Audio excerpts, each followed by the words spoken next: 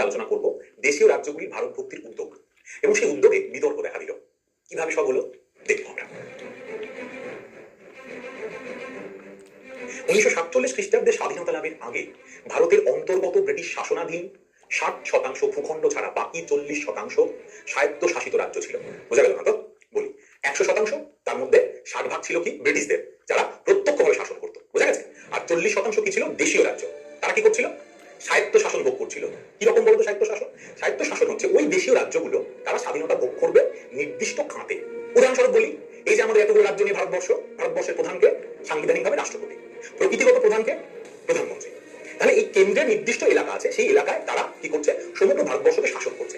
কিন্তু এই ভারতের যে প্রত্যেকটা রাজ্য আছে, তাই না, সেই রাজ্যগুলোর প্রধানকে সাংবিধানিক রাজ্যপাল, প্রকৃতি একদম মানে প্রকৃতিগত অর্থে প্রধানকে, যেরকম দেশের ক্ষেত্রে প্রধানমন্ত্রী, রাজ্যের ক্ষেত্রে হচ্ছে সিএম মানে চিফ মিনিস্টার অর্থাৎ মুখ্যমন্ত্রী। তার কিছু নির্দিষ্ট এলাকা আছে, সেই নির্দিষ্ট এলাকায় সে স্বাধীন, সে সেইভাবে তার রাজ্যকে দেখে, শাসন করে।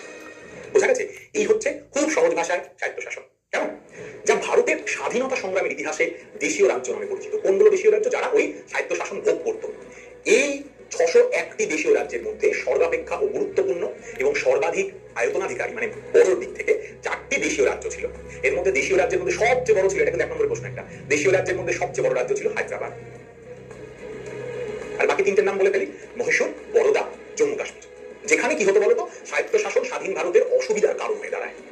ঠিক এই অবস্থায় 1947 খ্রিস্টাব্দের 18ই জুলাই ভারতের স্বাধীনতা আইন পাশ করা হলে দেশীয় রাজ্যগুলির ভারত ভক্তির প্রশ্নে দুটি বিকল্প পথের সম্মুখীন হতে হয়।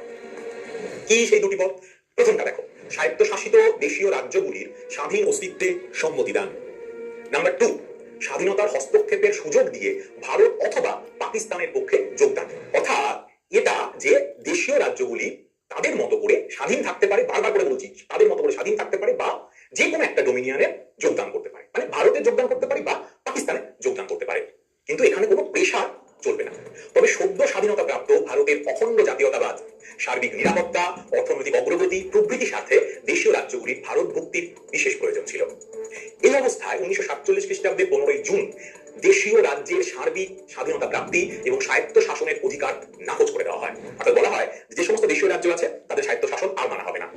নেতৃত্বকে দিয়েছিলেন মহাত্মা গান্ধী এবং জওহরলাল নেহরু।